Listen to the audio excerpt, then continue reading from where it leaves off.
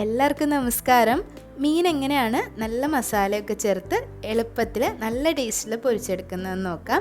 ഇത് ഹോട്ടലുകളിലൊക്കെ കിട്ടുന്ന പോലത്തെ ഒരു ഫിഷ് ഫ്രൈ റെസിപ്പിയാണ്. നല്ല ടേസ്റ്റിയാണ്. എങ്ങനെയാണ് തയ്യാറാക്കുന്നതെന്ന് നോക്കാം. 250 ഗ്രാം മീൻ നന്നായി കഴുകി വൃത്തിയാക്കി ചെറിയ കഷ്ണങ്ങളാക്കി മുറിച്ച് വയ്ക്കാം.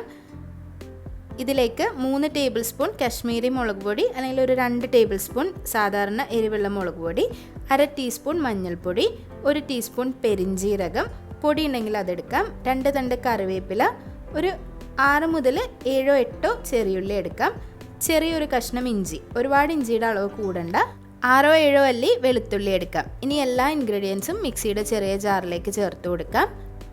ഇതിലേക്ക് 1 ടീസ്പൂൺ ഉപ്പ് ചേർത്ത് കൊടുക്കാം. ഒരു ചെറുനാരങ്ങ നീര് അല്ലെങ്കിൽ 1 ടേബിൾ സ്പൂൺ വിനാഗിരി കൂടി ഒഴിച്ച് ഇത് നല്ലതുപോലെ ഒന്ന് ക്രഷ് ചെയ്തിട്ടെടുക്കാം.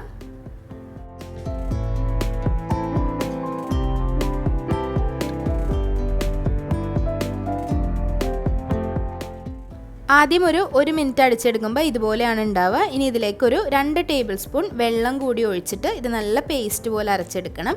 ഒരുപാട് വെള്ളത്തിൻ്റെ അളവും കൂടിപ്പോകാൻ പാടില്ല. അങ്ങനെ ആകുമ്പോൾ ഈ ഒരു മസാല നന്നായി ലൂസായി പോകും. ഒരുപാട് ലൂസാവാതെ നല്ലൊരു കൺസിസ്റ്റൻസിയിൽ ഇത് അരച്ചെടുക്കാം. ഏതാണ്ട് ഈ ഒരു കൺസിസ്റ്റൻസിയിൽ ഇത് നല്ലപോലെ അരച്ചെടുക്കാം. ഇനി ഇങ്ങനെ അരച്ചെടുത്ത മസാല മീനിൻ്റെ പുറത്തേക്ക് പുരട്ടി കൊടുക്കാം. നല്ലതുപോലെ ഒന്ന് മാരിനേറ്റ് ചെയ്ത് റെസ്റ്റ് ചെയ്യാൻ വെക്കാൻ സമയമുണ്ടെങ്കിൽ വെക്കാം, വെച്ചില്ലെങ്കിലും കുഴപ്പമൊന്നുമില്ല. ഇനി ഇത് വെളിച്ചെണ്ണയിലിട്ട് ഫ്രൈ ചെയ്തെടുക്കുകയാണ് വേണ്ടത്.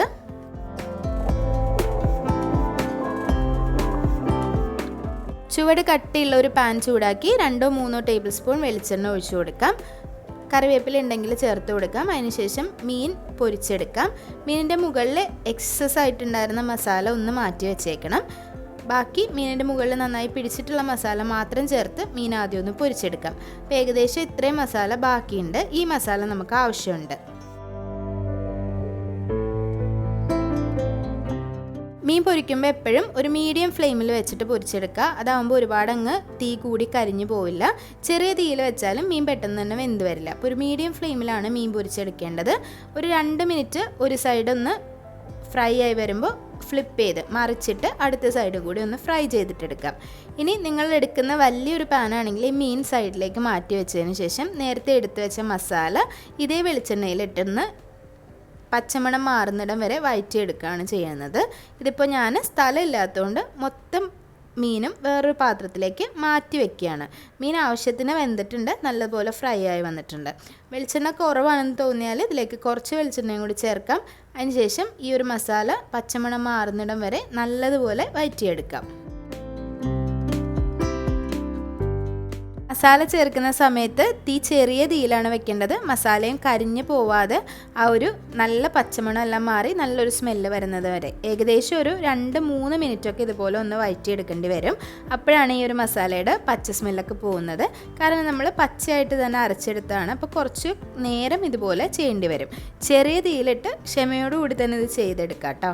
ഇനി ഇങ്ങനെ ചെയ്ത് നല്ല പച്ചമണം എല്ലാം മാറി നല്ലൊരു സ്മെല്ല് വരുന്ന സമയത്ത് മീൻ കൂടി ഇതിലേക്ക് ചേർത്തൊന്ന് മിക്സ് ചെയ്തിട്ടെടുക്കുക. അത്ര തന്നെ ഉള്ളൂ. മീനിൻ്റെ മുകളിലേക്ക് ഈ മസാലയൊക്കെ ഒന്ന് ആക്കി ഒരു ചെറിയ തീയിൽ 2 മിനിറ്റ് കൂടി വെച്ച് കൊടുത്താൽ നല്ല ടേസ്റ്റി ആയിട്ടുള്ള മസാല മീൻ ഫ്രൈ റെഡി ആയിട്ടുണ്ട്. അപ്പോൾ നല്ല ടേസ്റ്റാണ്. പ്രത്യേകിച്ചും ഈ കടകളിലൊക്കെ ഹോട്ടലുകളിലൊക്കെ കിട്ടുന്ന ഒരു തരം ഫ്രൈ ആണിത്. അപ്പോൾ നിങ്ങൾ വീട്ടിലും ഇതുപോലെ ഒന്ന് ട്രൈ ചെയ്ത് നോക്കുക. നല്ല ടേസ്റ്റിയാണ്, വളരെ എളുപ്പമാണ്. അപ്പോൾ എല്ലാവരും ഒന്ന് ട്രൈ ചെയ്ത് നോക്കിയിട്ട് അഭിപ്രായങ്ങളൊക്കെ അറിയിക്കുക. പിന്നീട് മീൻ പൊരിക്കുമ്പോൾ എപ്പോഴും വെളിച്ചെണ്ണയിൽ തന്നെ ചെയ്തെടുക്കാൻ ശ്രദ്ധിക്കുക കേട്ടോ. അപ്പോഴാണ് നല്ലൊരു നാടൻ ടേസ്റ്റൊക്കെ കിട്ടുന്നത്. കുറച്ച് പച്ചമുളകും കറിവേപ്പിലയൊക്കെ മുകളിലേക്ക് ഇട്ട് കൊടുക്കുന്നത് നല്ലതായിരിക്കും. അപ്പോൾ എല്ലാവരും ട്രൈ ചെയ്തിട്ട് അഭിപ്രായങ്ങൾ അറിയിക്കുക. വീഡിയോസൊക്കെ ഇഷ്ടമാകുന്നുണ്ടെങ്കിൽ ലൈക്ക് ചെയ്യുക, ഷെയർ ചെയ്യുക, സബ്സ്ക്രൈബ് ചെയ്യുക. അതുപോലെ നിങ്ങളുടെ ഫ്രണ്ട്സിനും ഫാമിലിക്കും ഈ ഒരു റെസിപ്പീസൊക്കെ ഇഷ്ടമാകുന്നുണ്ടെങ്കിൽ ഷെയർ ചെയ്ത് കൊടുക്കുക. ഇനിയും നല്ല നല്ല റെസിപ്പികളായിട്ട് കാണാം. അതുവരേക്കും താങ്ക് യു.